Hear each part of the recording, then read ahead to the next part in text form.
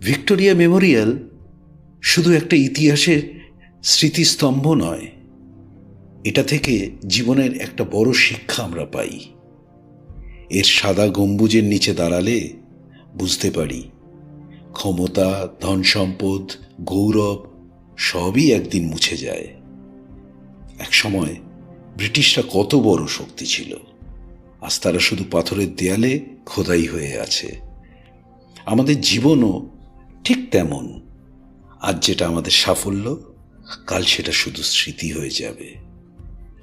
তাই অহংকার না করে এমন কাজ করো যা মানুষের উপকারে আসে, যা সময়ের স্রোতেও টিকে থাকবে।